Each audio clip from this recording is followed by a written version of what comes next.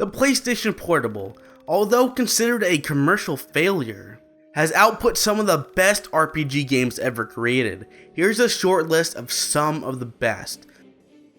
Number 5, The Legend of Heroes. The world needs heroes! Wrong game. The Legend of Heroes, despite having an incredibly generic name, is actually quite wonderful across the board. The story dawns on these two kids effectively being hunted down by some mustachioed big bad. Of course, we get away. Wouldn't be much of a story otherwise, huh? However, we unfortunately get separated from our sister. Where they went, we have no idea. Our hero, on the other hand, ends up under the care of a wise old man in a remote village. 30 or so minutes of exposition later, including meeting our blonde-haired pal, the journey begins to find the sister, among a metric ton of other things. I'd rather not spoil the story because it's absolutely phenomenal, but essentially there are lots of highs, there's lots of lows, betrayals, twists, sad moments, funny moments, and just so much more. This game is jam-packed with exciting and varied story sequences.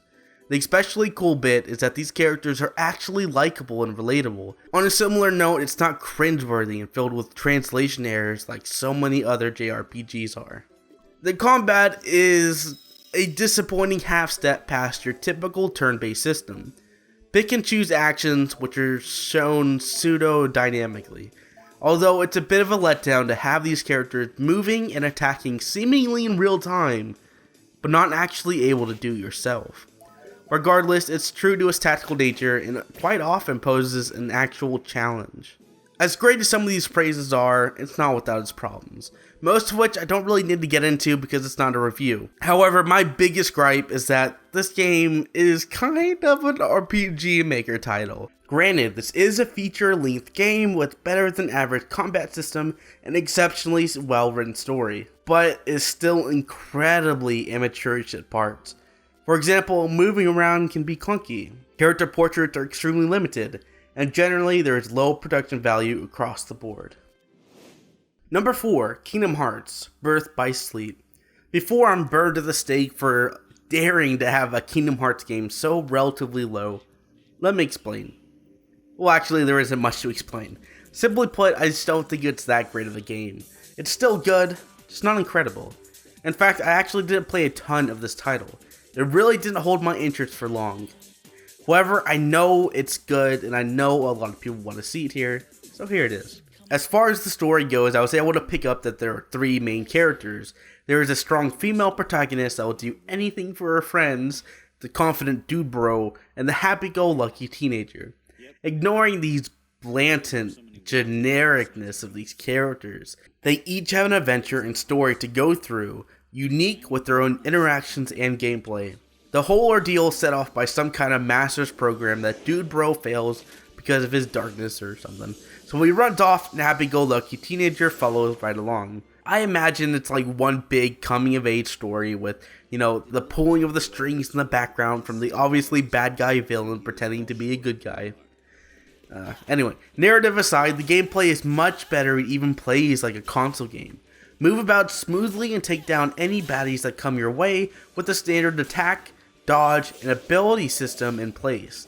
It's fluid, it's fast, it's fun. I haven't dug especially deep in every behind the scenes feature, but as far as I can tell, it's dense. You could easily go through multiple playthroughs and not uncover or check out everything. Granted, I'm not the biggest fan of the series or even this game in particular, but it sure as hell brings a fantastic at-home console experience on the go in a way that so few games have. Number 3, HalfMinute Hero. Save the world! Like dozens of times. HalfMinute Hero is one of the most hilariously self-aware games ever made. The gist of the narrative is that some dude is going around giving anything that moves a spell that will destroy the world in 30 seconds. For some reason, you, seemingly some knight in training or something, is the one to bear this heavy burden, but fret not. You do have help. Sort of. The goddess of time is willing to hear you out, but for a price, of course. Never mind that the world is going to end it all. She has a service to be rendered, and paid it must. That's all well and good, but the gameplay is the truly amazing part. Like mentioned, you have 30 seconds to save the world. And yes, that's 30 live seconds constantly ticking down in big numbers in the middle of the screen. Quite the mood setter. Thankfully, we can set the timer back as much as we want, although assuming there's enough gold to even pay for it. Additionally, we can't just rush the boss. A certain level or series of actions must be completed first. For example, an early mission is to save a burning forest. En route to the boss, incredibly rapid battles will take place upon a random encounter. These fights start off a bit slow, a bit difficult, but become increasingly fast and easy through leveling. Once the level and objective is hit, it's time to kill the boss and move on to the next big bad. Besides simple point A to point B, there are also a bunch of optional content like getting powerful armor for destroying a rich monster off the beaten path. And this doesn't even touch on the alternate game modes like HalfMinute Princess. HalfMinute Hero is an action-packed adventure brimming with creativity and content to explore for dozens of hours to come. Number 2, Final Fantasy Crisis Core. Final Fantasy VII, the classic. Just kidding. This is the pseudo sequel. And I say fake because, come on. This is obviously a different IP with the Final Fantasy skin slapped on top. But that's not to say it's a bad thing.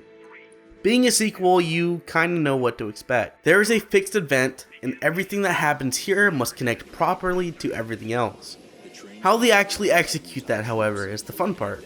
Essentially, in this universe, you're a nobody. You're some plucky special operations military man that trains under, for lack of a better phrase, a respected military general. So we take a peek at his personal story along with the fall of the hero Sephiroth and all the Shinra dealings underneath. Cool thing is, you don't need to have played Final Fantasy VII for the story to be interesting.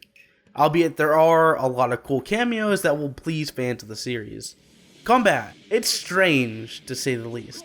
At a base level, go around slashing your sword at things while dodging every once in a while. Seems simple enough. Then there is materia. There are spells that basically aid you in combat, like healing or doing electrical damage, that sort of thing. Still with me? Then there's this roulette system that I'm guessing is based off Kate Sith. These reels will be constantly spinning, and every once in a while it will stop and bestow a bonus if there are any matches. Bonuses like free damage, invincibility, free mana, etc, etc. It's really strange and kind of out of place, but unique. I like unique. Overall, the combat is fast paced and dynamic, although notably stiff because the animation always takes precedence. Crisis Core, like Kingdom Hearts, is a fantastic console-like experience, but portable and packing a great story and tons of side quests to chew through. Number 1, Tactics Ogre, Let Us Cling Together. Yay, Final Fantasy Tactics. Nope, it's like the same, but different. The tone of the story is surprisingly mature and exceptionally cleanly written. There is a very clear distinction between the educated and the less so. Our character, the main protagonist, is thankfully quite intelligent. Although he's kind of the epitome of balance between the two next closest characters. One is overly aggressive, and the other one is far too passive. Admittedly, it's a bit ham-fisted in that aspect. Your character is pretty much always in the right, whereas the other character's flaws are always on display.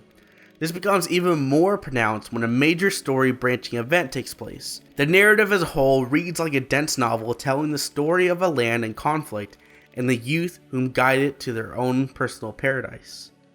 But also, those who aim to stop it.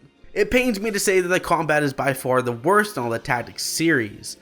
To be more accurate, it's the least fun. It's so focused on being sort of traditional, sort of like chess, kind of.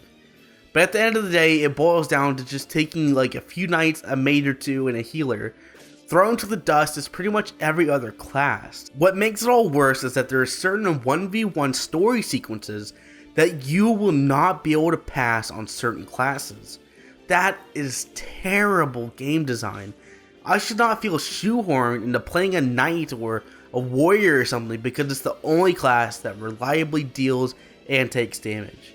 Otherwise though, it's very tight knit with a metric ton of polish. Tactics Ogre may not be the best tactical RPG ever made, but it packs an enormous punch by having an incredibly robust narrative and a combat experience backed by revolutionary systems.